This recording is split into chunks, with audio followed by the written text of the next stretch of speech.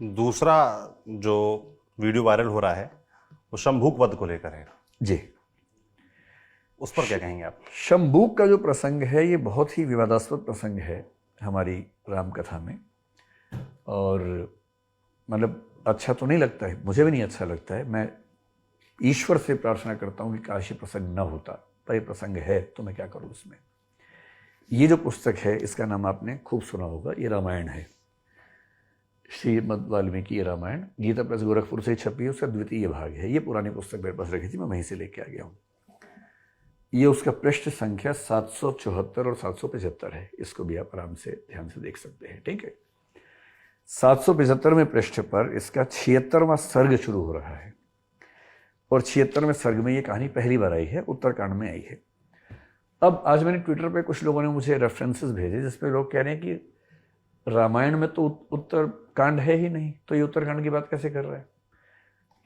ये गीता प्रेस है, रामायण है, ये रामायण का उत्तरकांड है। इसमें आप अगर देखना चाहें तो देखें, सबसे ऊपर क्या लिखा है, उत्तरकांड। अब कुछ लोगों ने अपनी कल्पना से ये मान लिया कि उत्तरकांड रामचरित या रामायण का हिस्सा नहीं है, तो उसमें मैं क्या कर सकता हूँ, इसमें तो लिखा हुआ है उत्तरकांड। और इस प्रसंग में जो बात कही जा रही है वो क्या है, देखिए मैंने ये संदर्भ क्यों दिया, तुलसीदास क्यों प्रगतिशील हैं। प्रसंग ये है कि शंभूक एक शूद्र व्यक्ति था, वो तपस्या कर रहा था त्रेता युग में। एक, मुझे पूरी कहानी उस समय ध्यान नहीं थी तो मैंने बहुत संक्षेप में कही थी, अब मैंने थोड़ा ध्यान से विस्तार में पढ़ा। एक ब्राह्मण के पुत्र की असमय मृत्यु हो गई 12-13 साल की उम्र में, तो वो रोता हुआ विलाप करता हुआ राजा राम के पास पहुंचा। राम उस समय राजा बन चुके हैं। तो राम ने पूछा, बताओ क्या बात है भाई। तो उसने बताया कि मेरे पुत्र की असमय मृत्यु हुई है और ऐसी अकाल मृत्यु हमारे राज्य में कभी नहीं होती थी, जरूर कोई अधर्म हो रहा है। और चर्चा होते होते समझ में आया कि अधर्म का मतलब ये है कि कोई ब्राह्मण या क्षत्रिय के अलावा कोई है जो तपस्या कर रहा है, उसमें यह प्रसंग आता है।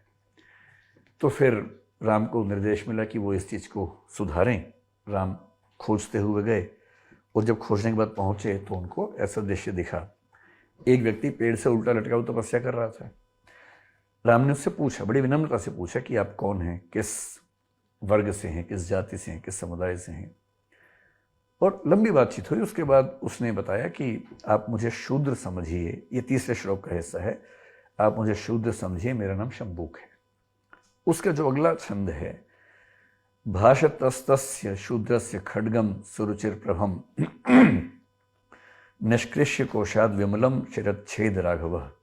वो क्या कह रहा है, वह इस प्रकार कह ही रहा था कि श्री रामचंद्र जी ने म्यान से चमचमाती हुई तलवार खींच ली और उसी से उसका सिर काट लिया।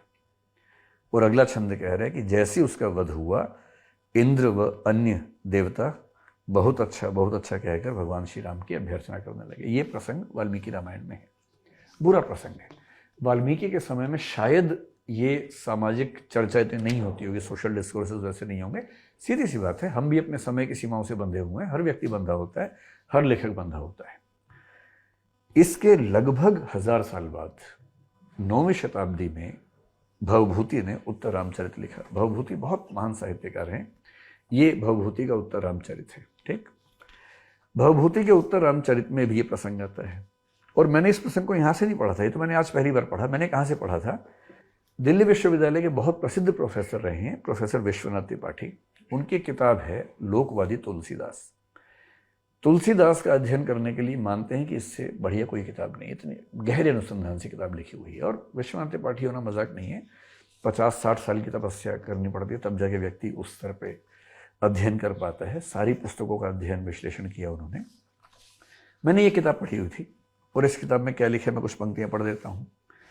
वाल्मीकि, भवभूति, तुलसी और निराला के राम चरित्र में जो अंतर है उसका कारण इन महावीर कवियों के युगबोध का अंतर है। राम कथा में एक प्रसंग ऐसा है, ये इसमें पृष्ठ 25 पर है, कोई पढ़ना चाहे तो पृष्ठ 25 में इस पूरे प्रसंग को देख सकता है। राम कथा में एक प्रसंग ऐसा है जहां वाल्मीकि और भवभूति के राम शंभूक नामक शूद्र का वध करते हैं। उस बेचारे का कसूर यह था कि शूद्र होकर भी तपस्या कर रहा था। वाल्मीकि के राम का प्रसंग है, तो जो मैंने आपको बताया कि जैसे ही उसने बताया कि मैं शूद्र हूं, उसको अगले क्षण रुचिर प्रभा वाली विमल तलवार को म्यान से निकालकर उसका सिर काट लिया। लेकिन वाल्मीकि के बाद जब भवभूति का जिक्र आता है, बहुत अच्छी बात है कि भवभूति के राम के मन में अंतर्द्वंद्व है कि क्या मैं इसको मारूं या ना मारूं। ये उस वीडियो में है, जो पूरा वीडियो है, मैंने यही बात बताई है उसमें। भवभूति बहुत परेशान, भवभूति के राम बहुत परेशान है कि मैं क्यों मारूं, भाई तपस्या ही तो कर रहा है। और फिर क्या लिखा है, भवभूति के राम के हृदय में शंभूक को मारते समय द्वंद्व है, उनके मन में करुणा जगती है। फिर अपने को निर्मम बताते हुए कहते हैं कि हे कठोर गर्भा सीता को घर से निकाल देने वाले मेरे दाहिने हाथ, तुझ में करुणा कहाँ। और उसके बाद वो उसका सिर काटते हैं। ये प्रसंग उसमें है और ठीक यही प्रसंग में भवभूति के उत्तर रामचरित भी लेके आ गया हूँ, आप उसमें भी चाहे तो देख सकते हैं। तुलसीदास की महानता ये है कि तुलसीदास ने शंभूक वध के प्रसंग को रामचरितमानस से हटा दिया। और मैं उसमें ये बताना चाह रहा हूँ, जो कि बताया विश्वनाथ त्रिपाठी जी ने लिखा है, उन्हीं की किताब से बता रहा हूँ, कि लेखक सिर्फ इसलिए महान नहीं होता कि उसने क्या लिखा है, लेखक इसलिए भी महान होता है कि परंपरा की कौन सी बात को छोड़ दिया है। तुलसीदास जी ने शंभूक वध के प्रसंग को छोड़कर महानता दिखाई, सीता परित्याग को छोड़कर महानता दिखाई, और इस प्रसंग को बताते हुए पीछे के संदर्भ देने पड़ते हैं। उसी पर यह सारा का सारा शोर हुआ है।